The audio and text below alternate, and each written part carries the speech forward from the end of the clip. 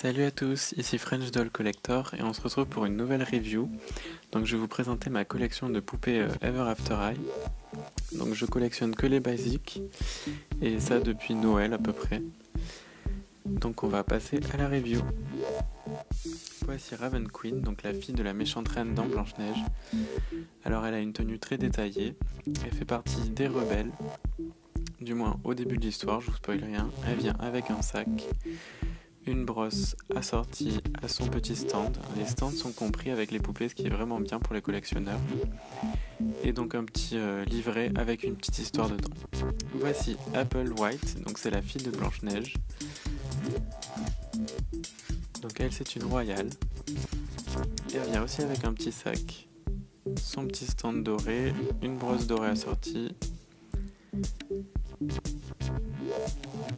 Et aussi un livre, donc je vais vous les montrer pour chaque poupée. Elles viennent toutes avec ça. Voici Briar Beauty, donc c'est la fille de la Belle au Bois dormant.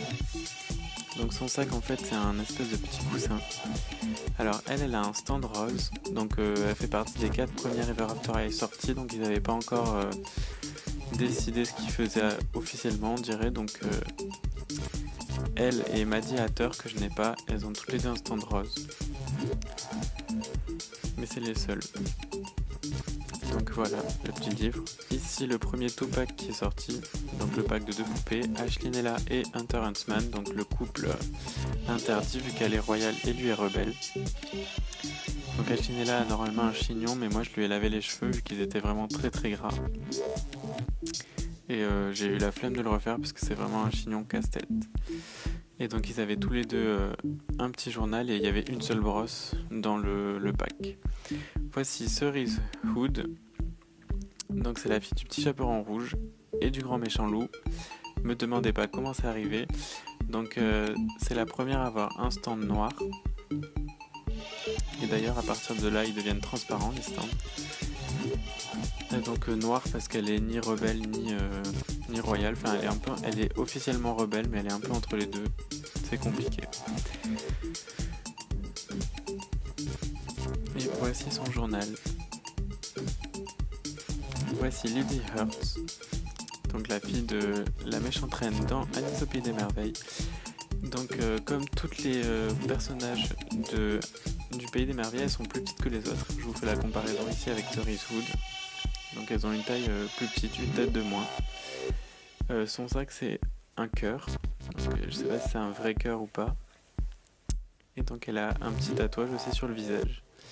Voici Sea Cupid, donc c'est la même Cupid qu'il y avait dans Monster High. Je ne collectionne pas les Monster High, mais je pense que vous connaissez. Donc elle a changé de look pour venir à Ever After High. Elle est vendue avec un petit archer et quelques flèches. Et elle a aussi un stand noir, parce qu'elle est ni royale ni rebelle. Je la trouve plus jolie que la version Monster High qui est faite plus pour effrayer que pour faire penser à l'amour. Donc voici Kitty Cheshire, donc c'est la fille du chat du Cheshire dans Alice au Pays des Merveilles. Donc c'est un de mes personnages préférés parce qu'elle est faux folle et le thème du chat j'adore. Officiellement c'est une rebelle aussi.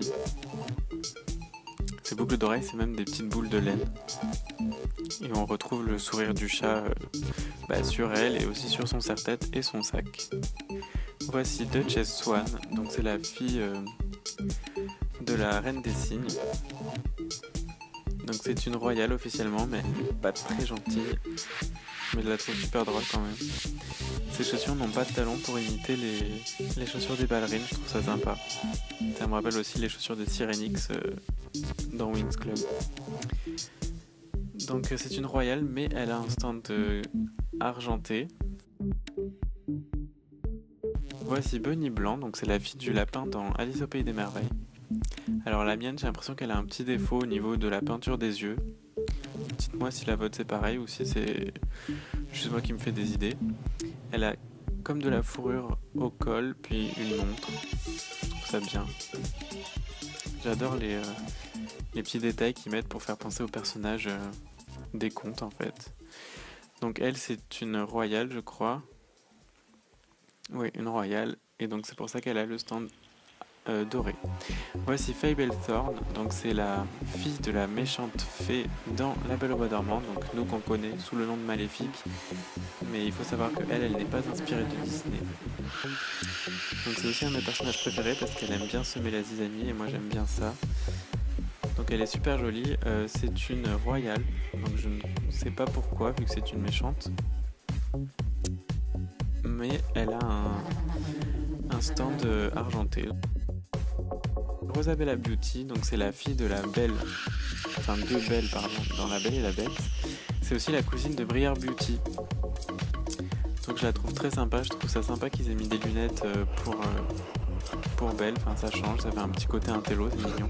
Et ses bottes sont super jolies. Donc elle c'est une rebelle, je ne sais pas pourquoi, et elle a son stand et sa brosse dorée. Donc je comprends plus trop la logique.